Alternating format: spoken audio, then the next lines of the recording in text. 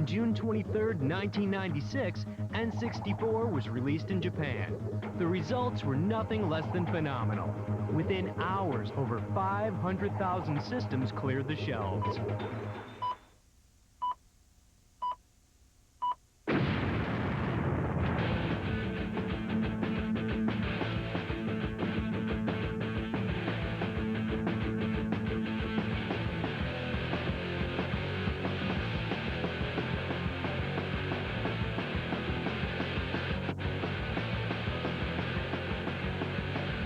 On September 29th, N64 is scheduled for release in North America.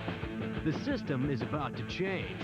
But before it does, we decided to invite 3 of the best gamers in the country to put it to the test. This is N64.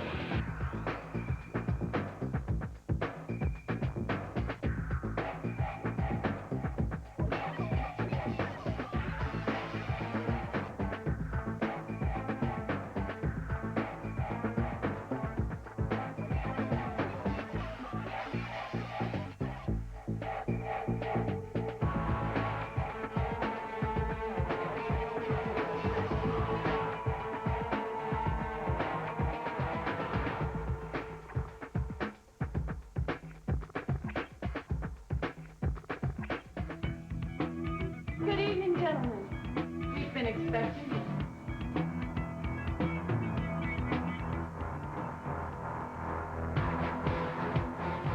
This is it, the power of N64, the driving force in the next generation of video games. With 64-bit technology, you're witness to moves and graphics that no other system can match.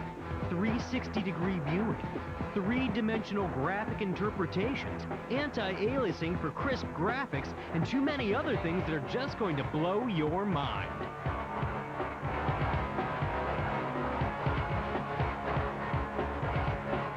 Welcome to N64.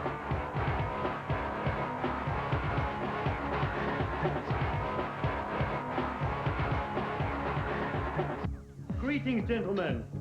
Your journey begins this way, and from this way we go that way.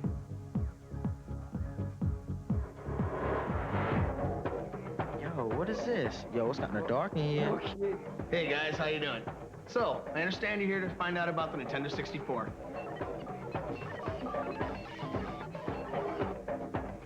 Nintendo 64, we call it that because it happens to be the world's first 64-bit hardware. Now, I could go on and on about all the technical stuff, but I think it's easier for me to explain that as I show you the game. Hello! So let me jump into the game. You notice that Mario's standing in this huge field outside of a big castle. Now, if I take the control stick and I just move it a little bit, you notice that Mario starts to tiptoe. I move it a little bit farther, Mario starts this kind of slow walk. Crank it and he goes full-out sprint. Whip it in circles, full 360-degree control. 360! And I'm gonna cruise up into this castle, because that's where most of the levels are. Go, little man, go. Whee. What kind of skills do you have, little man? Now that I'm inside of the castle, before I go show you a level, I'd like to show you some of the cool things that Mario can do. And I'm sure you've seen traditional Mario games. You know that Mario can do things like climb and jump on enemies, but now Mario's got some stunts. Check out Mario, man, doing those backflips. I push the Z and then push jump.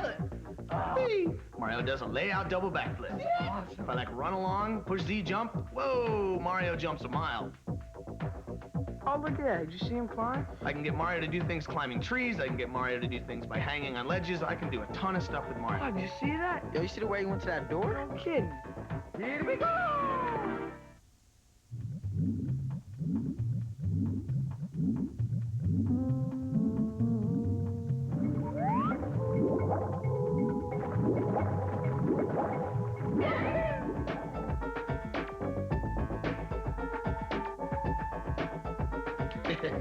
Control stick is cool. It actually allows full 360-degree control. Okay, so I'm gonna cruise along here and jump into this picture. Oops. Hey, how'd you do that? Actually, it was pretty hard. We had a bunch of R&D guys with busted heads. This level's kind of cool because there's swimming levels in the game, there's snow levels, there's other stuff. This level actually involves swimming as well as kind of some traditional platform stuff. However, now it's all happening in a 3D world. That's awesome.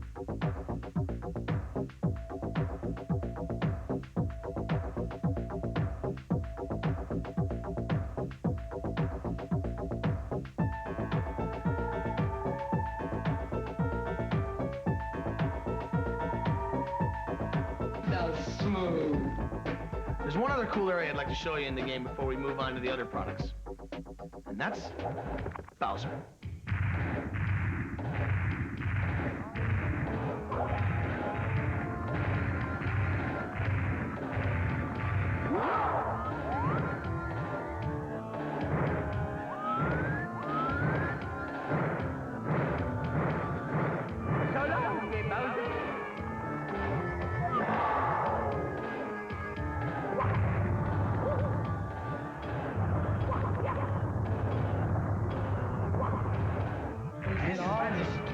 I'm not going to go all the way through this level, but I just want to show you some of the cool things you can do in here. Give him a toss, man. He ain't nothing.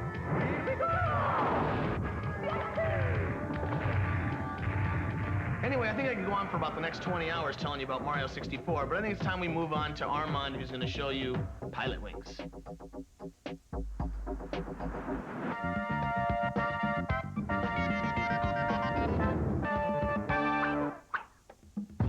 Now that you just finished playing Mario and done a crash course in Techno Babble 101, it's time to talk fun.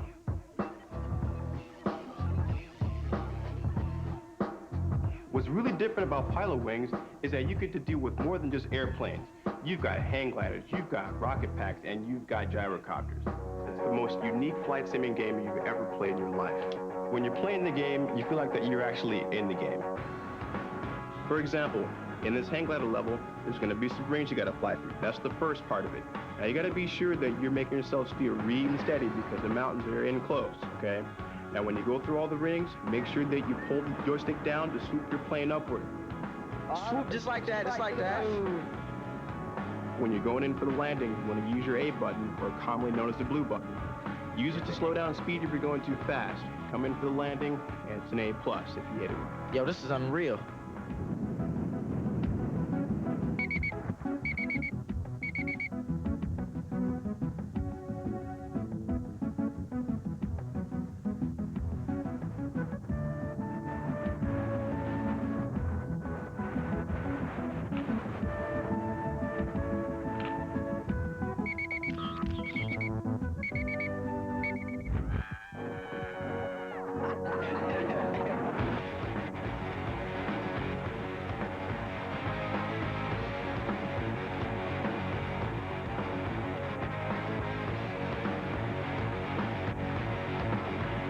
When you get to the point where you think you're actually good at this game, try this. Try getting at least a silver or gold medal in all 3 events, and you're going to open your way up into some new hidden levels, like the cannonball stage. One thing that's really cool about the cannonball is that you can use the R button to change your camera angle, and that way you get a true feeling of yourself being in a real-time 3D environment. The jungle hopper. Haha, that's one of my favorites. In this area, the object is to jump across the USA. Now, you want to use your analog joystick once again to make sure that you get the longest jump possible. You jump over this building here, and then you go around the bend and try to find the best way to get to the actual goal post.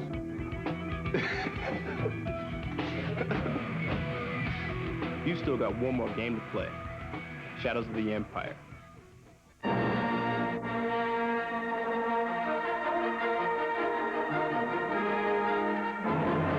Well, I guess you 2 guys are here to see Star Wars Shadows of the Empire.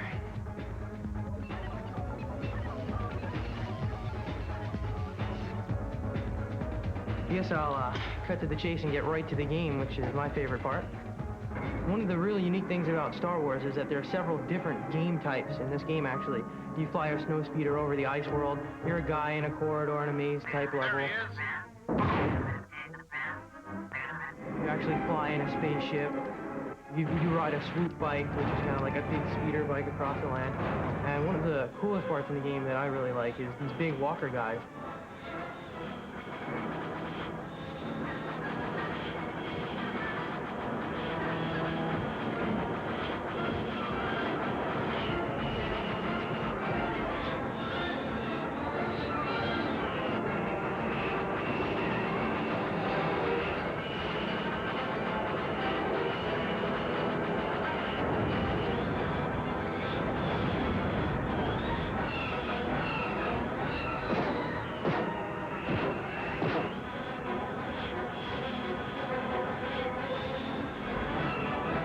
actually fly around them and wrap them up with a tow hitch.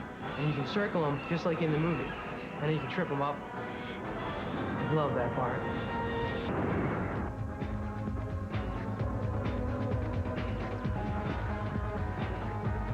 The world is in real 3D, so I can look around and go anywhere I want. But I can also aim and shoot up at enemies that are high, low. I can strafe and run and shoot in different directions. You're out there, Henry. I can jump over objects. I can actually duck and fire at some of the stormtroopers. I can get different weapons to fire, the flamethrower to kill these big ice monsters. Okay, this is the flying over the Star Destroyer. And here you actually can zoom in to the cockpit. In every level, there's different views. You can zoom in and out. You can watch the guy from a third-person view, or you can actually watch from a first-person view. Here I have to destroy all these TIE fighters, watch out for asteroids. As you can see, the explosions here are just as good as the other level. Whoa! I love that part.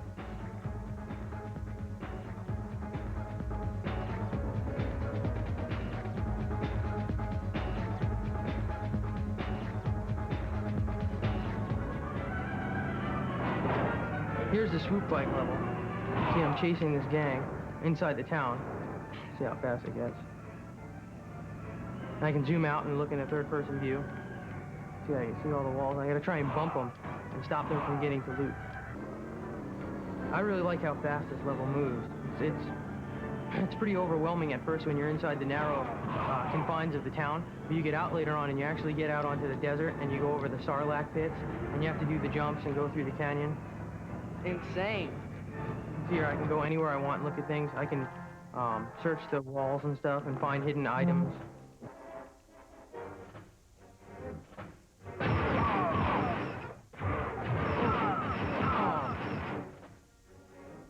Well, that's just some of Star Wars Shadows of the Empire.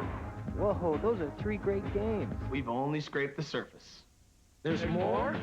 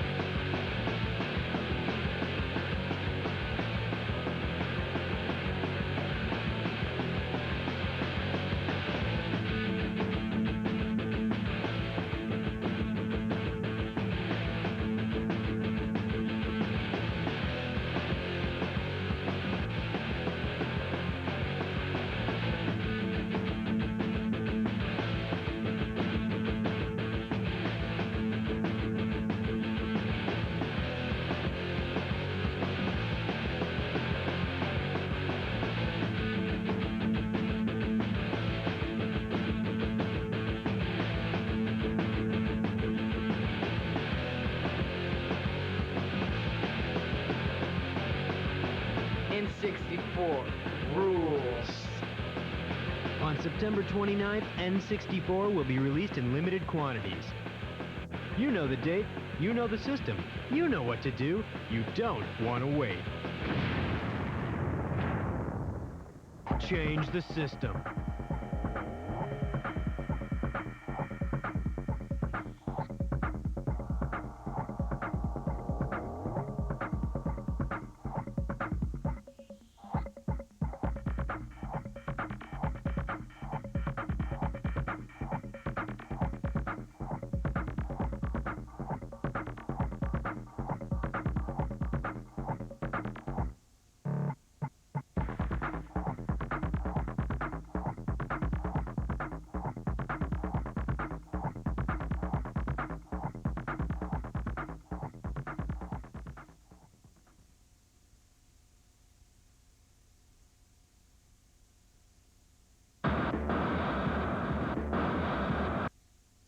You still want more?